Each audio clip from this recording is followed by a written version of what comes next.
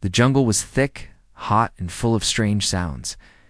Big trees with glowing leaves blocked the sunlight, making the ground dark and wet. Every step was heavy. The air smelled like wet stone and strange flowers. Insects buzzed, some the size of a man's hand. Somewhere far, a beast roared, but Callan didn't flinch. He had been walking alone for hours. His boots were muddy, and sweat dripped down his back. He was used to this. As a scout for the Terran Expansion Corps, he had been 2 dangerous planets before. But this jungle felt different. It felt watched. Callan pulled out his small scanner. No human colonies. No buildings. No signs of civilization.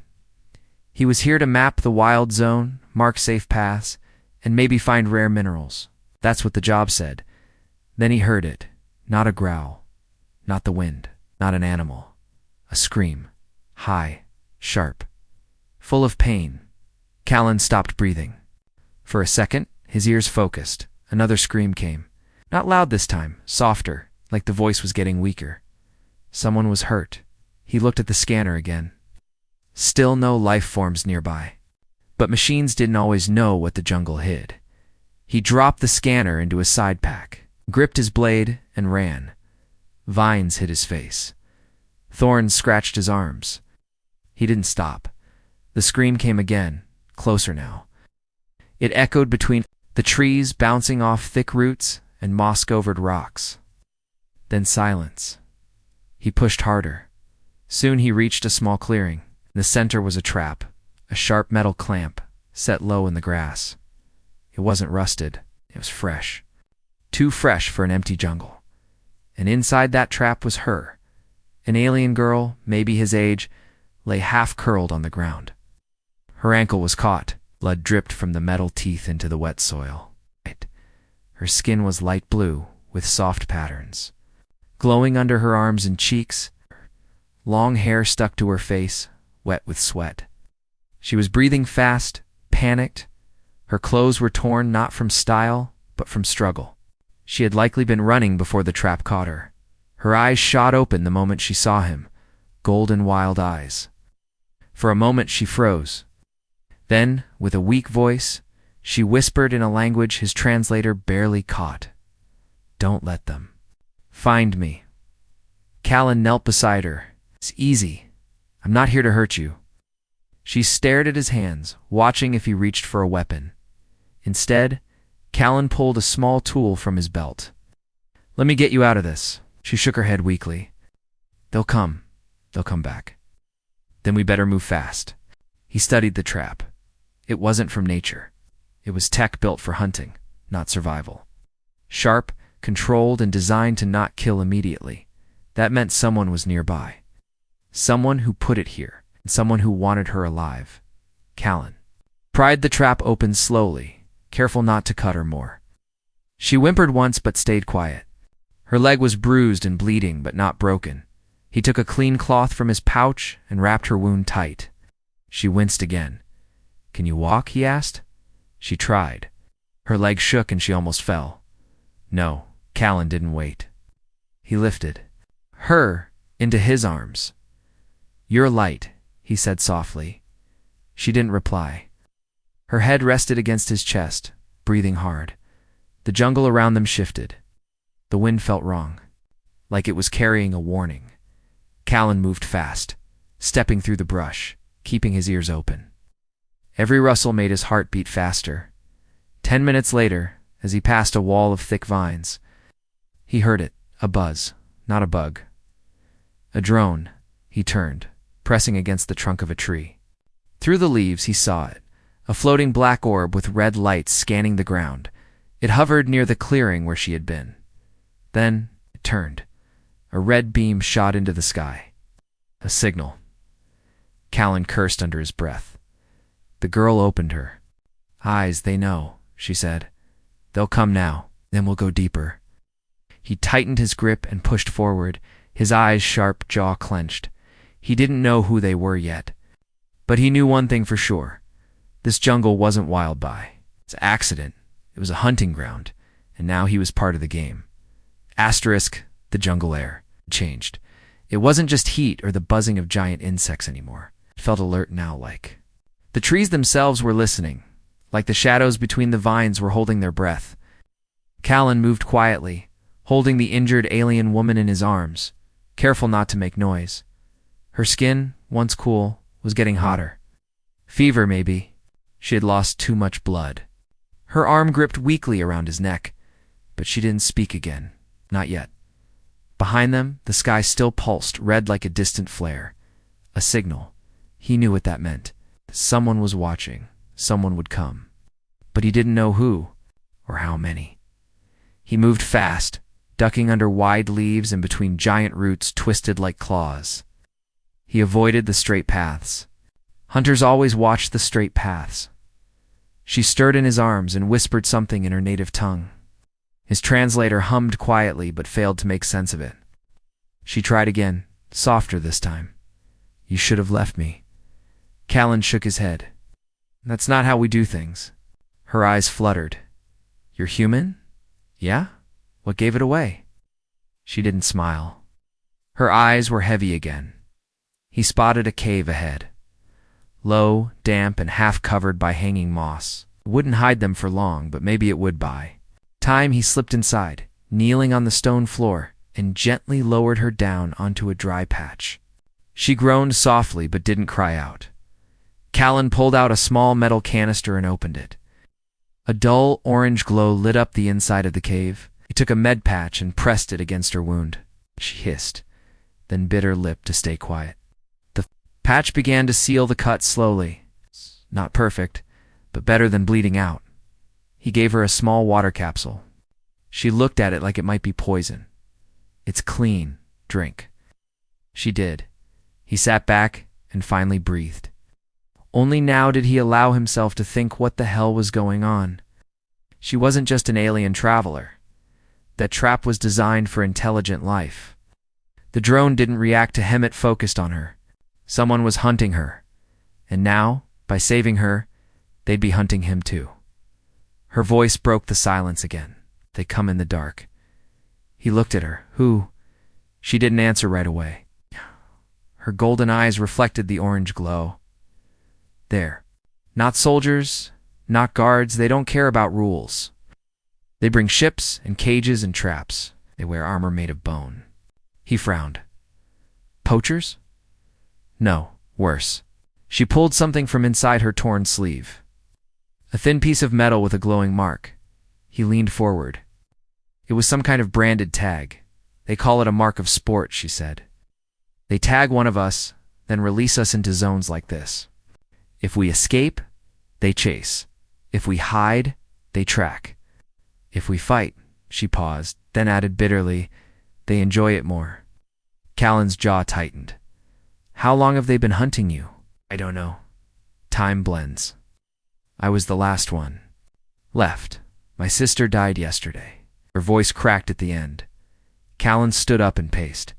This wasn't just a trap. This was an organized game. He looked at her again. Why didn't they just take you all at once? She didn't answer, and he realized there had to be a reason she was still alive. Something special about her. Maybe something valuable. Suddenly a soft chime echoed through the cave. Callan turned sharply. The scanner in his pack was glowing. Something's coming. He grabbed his gear, slung it over one shoulder, and knelt beside her. Can you move yet? She tried to sit. Her leg trembled. Can try. Callan helped her up, steadying her on one side. They exited the cave into near darkness. The trees were thicker here. The light almost gone. Night was falling fast, but the sound wasn't from behind them anymore. It was above them. He looked up through. The branches, a silent shadow, hovered. No light, no engines, just the outline of a ship. It was scanning, slow and methodical. Then, without warning, a sharp whistle shot through the trees, and a net launched downward. Callan shoved the alien woman out of the way and rolled to the side. The net struck the ground between them, its barbs digging into the dirt and humming with electric charge. A voice echoed from the trees. Smooth, cold. You broke the rules. That wasn't your prey. Callan raised his weapon. A tall figure stepped out from behind a tree. Not human. Not fully. Its armor was made of dark bone and silver metal. A curved blade rested on one shoulder. Its eyes glowed red through a mask. The alien woman gasped. "He's one of them." The hunter stepped closer. "But maybe you'll be more fun." Callan didn't speak. He just fired. The jungle lit up in white, its flash and smoke, and the game truly began. Asterisk. Night fell hard in the jungle. The blast from Callan's weapon echoed through the trees like thunder. And for a few seconds, everything went. Still no animals, no wind, no drones. It's just smoke, silence, and the soft crackle of a burning bush where the net had landed. The hunter had vanished, not dead, not hurt, just gone. Callan didn't trust it for a second. "Move," he said quietly, helping the alien girl up again. Her leg was still weak, but she could limp faster now. The med patch had numbed some of the pain. Arm clung to his shoulder, and together they moved deeper into the jungle, away from the glowing heat of the ruined trap. "This way," she whispered, suddenly leading him through thick vines. "There's something I saw once when I was still running. I didn't stop to go inside, but now it might help us." Callan didn't question. She knew this jungle better than him. If she thought there was safety, he would follow. They moved fast, breathing hard, ducking under roots and stepping over thick moss. The jungle changed as they went. Trees grew taller, bark darker, and strange statues began to appear, half swallowed by vines. Carved stone beasts stared with open mouths and sharp teeth. Some had eyes made of green crystal, glowing faintly under the moonlight. Asterisk. Finally they reached it. An old temple, cracked, broken, but still standing. Its doors had long collapsed, but the inside was dry, covered in dust and silence. Callan stepped in first, his blade drawn, scanning every corner. Nothing moved, only old stone and forgotten time. "It's from before," the alien girl said softly, "from a race even older than mine. I remember my mother telling stories about temples like this, places of spirit and safety, but I never believed it was real." Callan helped her sit on a slab near the back wall. Her breathing was heavy, body trembled, not just from pain, but from fear, from exhaustion, from everything she had been. Running from 4 days, he looked at her closely now. He really saw her. Her face, though tired, was beautiful in a quiet way, her features soft but strong. The glowing marks on her cheeks pulsed slowly, like fireflies beneath her skin. Her golden eyes held a strange strength, even through the pain. "What's your name?" he asked. She looked up. "Sira, I'm Callan." She nodded once. "Thank you. For not leaving me?" "I don't leave people," he said simply. Sarah touched her ankle gently, wincing. "You should go. They'll still come. You're not part of this. If you stay, they'll hunt you too." Callan shook his head. "I'm already part of it. Doesn't matter how I got in." Silence fell between them. Then Callan took out a small pack of emergency rations and gave her half. She hesitated, then ate carefully, slowly. Her hands shook. "How many are after you?" he asked. "At least 5 ships. Each one has 2 hunters, but only one speaks the bone captain. He marks the prey, tracks them, plays the game. What happens if you survive?" She gave a bitter laugh. "No one survives. That's the game." Callan didn't smile. "That's about to change." Suddenly, the temple floor shook. Sira stiffened. "They found us." "No," Callan said slowly, eyes scanning the room. "This feels different." Another rumble, then a glow. The carvings on the wall began to pulse. The floor beneath them lit up with faint white lines and enchant circuits, waking after years of sleep. One of the statues at the edge of the room opened its stone eyes and glowed bright blue. Callan stood, stepping back. Sira gasped. "It's reacting to you, me." "Why?" She pointed. "Step closer." He did, and the glow grew stronger. A hidden panel opened in the back wall, revealing a stone chamber filled with dust and old tech. Inside sat a long weapon, half spear, half rifle, made of crystal, bone, and steel. Without thinking, Callan reached out as soon as his hand touched. The weapon lit up, Sir whispered, stunned. It chose you, the temple responded again. This time with a sound deep, ancient, not from any language Callan knew. But Sira understood. It says, Protector awakened. Callan looked at her, then at the weapon in his hand. Whatever game he'd been thrown into, he wasn't just a piece on the board anymore. He was becoming something else. Outside, in the jungle, red lights moved through. The trees, the hunters were closing in, but for the first time, Callan was ready to hunt back. The jungle outside was no longer silent. Low growls drifted between the trees. Leaves rustled in unnatural rhythms like something largened. Many-legged moved. Just beyond sight, the hunters had arrived, but they were no longer alone. Other things had awakened too inside the temple. Callan stood frozen for a moment, gripping the strange weapon now glowing in his hands. It pulsed with blue-white light. It wasn't made by humans. It wasn't from Sira's people either. It was something far older, something the jungle remembered. The temple had responded to him.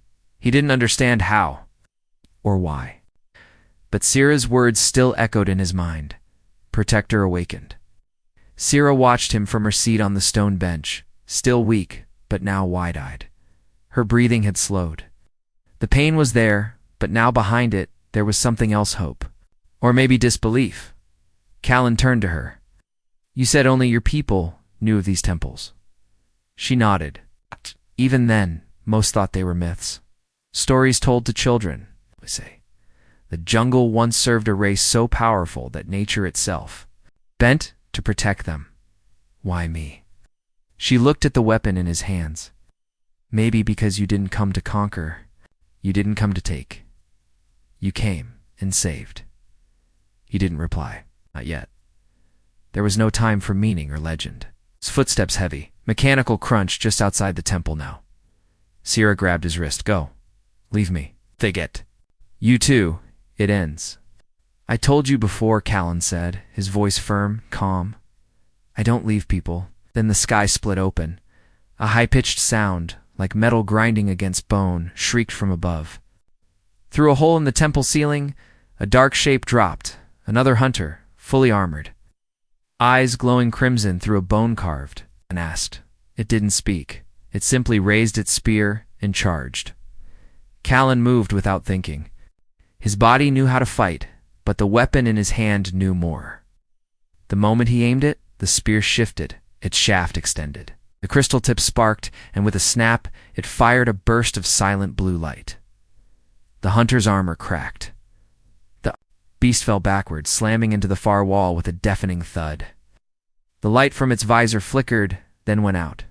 Sira gasped. You just killed one of them. Callan's hand shook slightly. Not from fear, but from how easy it had felt. The weapon didn't just fire, it guided him. It read him. It wanted to protect. Sira tried to stand. They won't come alone. They never do. He helped her up again, quickly. We need to move. Jungle welcomed them with darkness. Not silent darkness. Strange creatures watched from behind glowing leaves.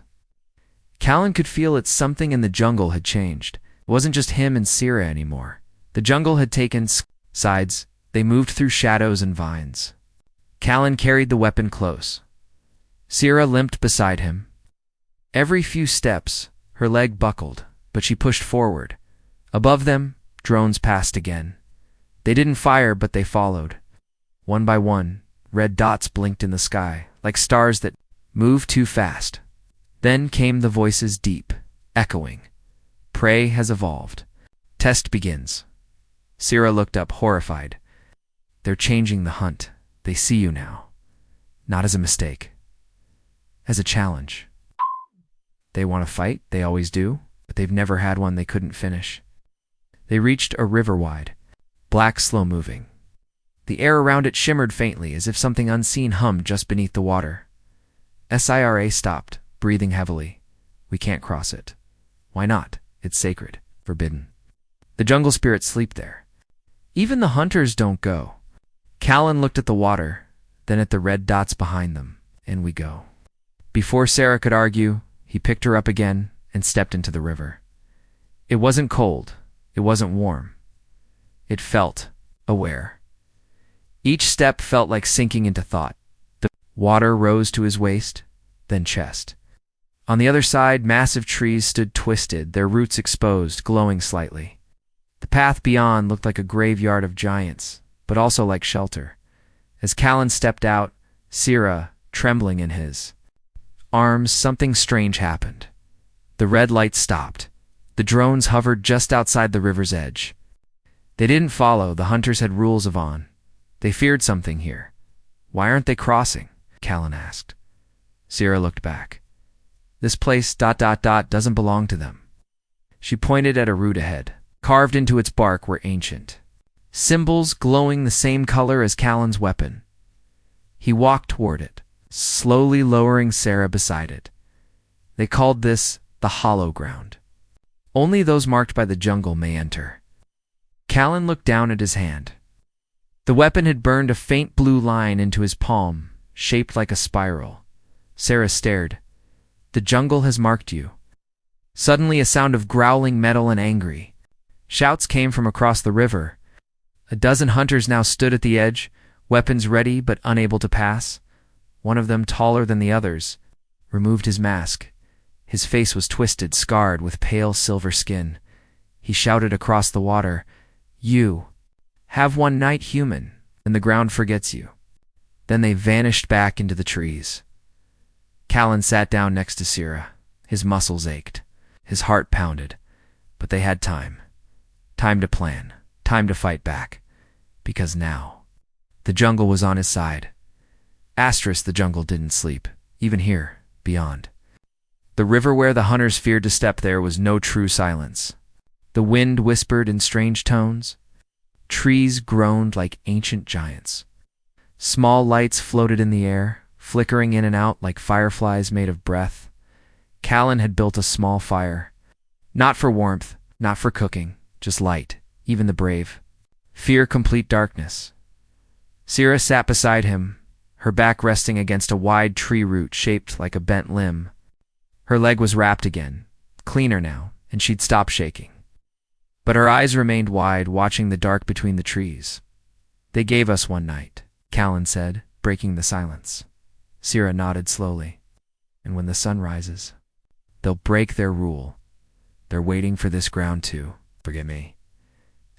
She turned to him. The jungle accepts few. It tests, watches. If it no longer sees you as one of its own, the mark will fade. They know that. We've played this game longer than we've been alive. Callan glanced at his palm. The glowing spiral burned softly in the middle of his hand. Still there. Still bright. But the heat from it was dimmer than before. He clenched. His fingers? Then we don't wait. Sarah blinked. What do you mean? I'm not hiding anymore. They want a hunt. I'll give them one, but it won't be me running. Her gaze lowered. They've taken everything from me, my sister, my people, my sky. I used to believe there were safe places left in the galaxy, but now... She stopped, looked up at him. But you came. From nowhere. You didn't owe me anything. Why did you stay? Callan's eyes didn't move from the flames. His voice was low, steady. Because I've seen what happens when good people look the other way. Was a soldier. We watched colonies fall to raiders. Sometimes we were told not to interfere. Political reasons, legal excuses. But one day I saw a little girl hiding in the wreckage, burned, starving. My orders said to stay on the ship. Looked at her now. I broke them. Brought her home. Got punished for it too. Lost rank, didn't care. He paused. You reminded me of her? Same eyes? Same silence? I won't make the same mistake twice. Sarah blinked hard. For the first time since he'd found her, her eyes glistened not from fear, but something else. I don't know what. I would have become if you hadn't heard me scream, she whispered. You're still becoming, he replied.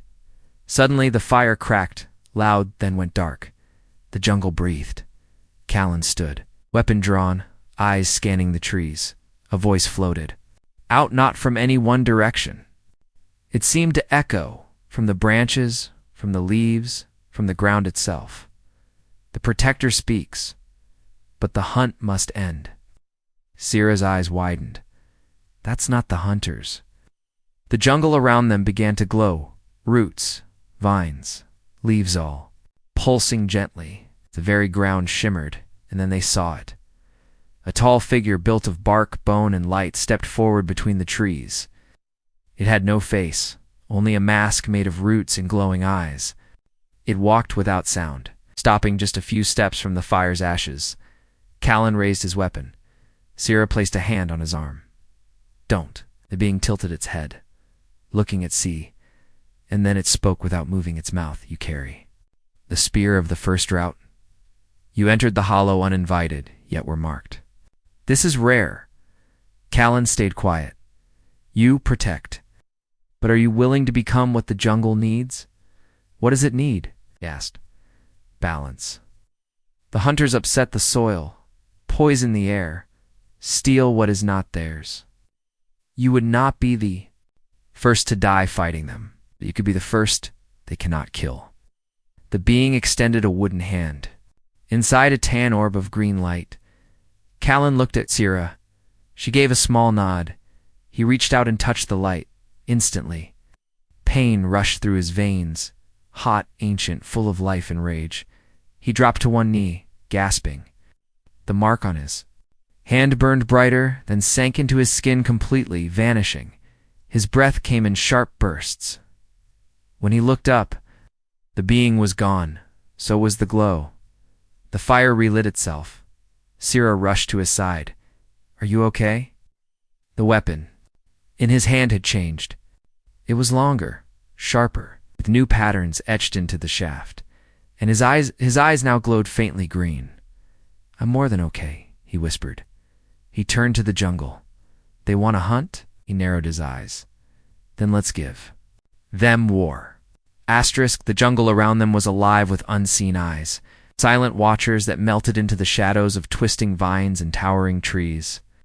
Callan's every breath was measured, his muscles taut like a hunter's bowstring. The gift from the ancient spirit, the mark of the first root pulsed beneath his skin, humming with a strange energy that coursed through his veins like wildfire. Sarah stood beside him, her face pale but steady, eyes shining with a fierce hope that seemed almost impossible after all they had endured. She gripped the now transformed weapon tightly in her hands, feeling its weight settle perfectly as if it had always been hers to wield. We don't have much time, she whispered, scanning the jungle's edge where red lights flickered like angry fireflies. They're preparing. Callan nodded, his gaze fixed on the horizon. Let them come. We'll be ready. Together. They moved deeper into the ancient temple, ruins its cracked pillars and moss-covered statues, offering silent witnesses to their resolve. The temple's stones thrummed softly beneath their feet as if awakening to the presence of its chosen protector. Suddenly, the air shifted. The low growl of engines filled the night, drowned only by the distant thunder of pounding footsteps. From the dark jungle emerged the hunters, dozens of them, clad in armor forged from bone and metal, their eyes burning red beneath twisted helmets. At their heads strode the bone captain, a scarred face illuminated by the glow of the blood moon. Above, he held a jagged spear that seemed to drink in the darkness itself, a cruel smile twisting his lips. You wear the mark, he spat, voice echoing like shattered glass. But marks don't save the weak. Callan stepped forward, the weapon glowing bright with verdant light. Weak. You haven't seen strength yet? A battle cry ripped through the night as the hunters surged forward, their blades clashing against Callan's spear, the air crackling with energy. Sierra darted between shadows, her own strikes precise and deadly, each movement a dance of survival and defiance. The jungle itself seemed to join the fight roots, twisting and rising to trip the hunters, leaves erupting in bursts of sharp light. That blinded and disoriented, Callan felt the power of the first root flow through him, weaving with his strikes, turning the tide with every blow. But the bone captain was relentless, blocking and countering with brutal force. Their weapons locked, sparks flying as they pushed against each other, neither willing to yield. "You cannot win," the captain hissed, eyes blazing. "This jungle will consume you." Callan gritted his teeth. "No, we are the jungle now." With a sudden surge, Callan shattered the captain's spear, the fragments falling like dead stars. Before the captain could recover, Callan's weapon pierced through the bone armor. Glowing fiercely as it pulsed with ancient life, the captain fell, his mask cracking, and the hunters faltered. Syrah stood by Callan's side, breathless but unbroken. "It's over," she said softly. Callan looked around the jungle, quiet once more, the first light of dawn filtering through the leaves. "We won the night," he said, "but this is only the beginning." For the jungle had chosen its protector, and now, together, they would fight to reclaim the wild. One battle at a time. Asterisk, the first rays of dawn filtered softly through the thick canopy, casting pale light. Over the jungle floor, Callan stood at the edge of the ancient temple ruins, his body still humming with the power of the first root. Around him, the jungle was waking. Birds called out tentatively, and the soft rustle of leaves whispered promises of a new day. Beside him, Syrah stretched her tired limbs and looked up at the sky. Her golden eyes reflected hope for the first time in weeks. "We fought well," she said quietly, "but the hunters will return. They always do." Callan tightened his grip on the transformed weapon. It was no longer just a toolet, it was a symbol, a bond between him and the jungle itself. "They'll come back," he agreed, "but now they know the cost." For the jungle was no longer just a place to run and hide. It was a kingdom to protect, and Callan was its chosen guardian. Days passed in a blur of training and preparation. Callan learned to move with the jungle's rhythm, to listen to its silent language. Syrah taught him the old ways, how to use the plants, the roots, and the spirits as allies. Together, they became more than human and alien. They became one with the wild. One evening, as the sun dipped behind towering trees, a distant sound shattered the calm. The hunters were coming, larger and more organized than before their war. Cries echoing through the valleys. Callan and Syrah stood side by side on a ridge overlooking the river, watching as the enemy approached. "Are you ready?" Syrah asked. Callan looked at her, then at the jungle stretching endlessly beyond. "I've never been more ready." The battle that followed was fierce and unrelenting. But this time, the hunters found no easy prey. The jungle fought with Callan. In Syrah, the roots tangled around legs. The wind carried whispers that confused minds. Ancient spirits lent strength to their blows. Callan's weapon blazed with power, striking down enemies with precise fury. Syrah's agility and knowledge of the terrain made her unstoppable. One by one, the hunters fell or fled. When silence finally returned, Callan lowered his weapon, breath heavy but victorious.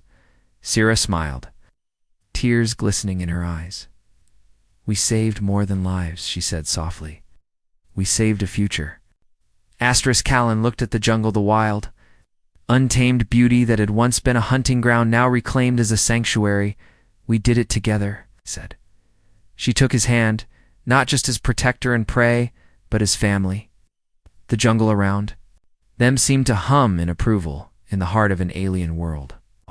Two souls, human and alien, had forged a bond that no hunter, no enemy, could break.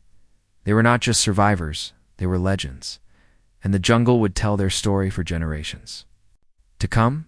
Asterisk.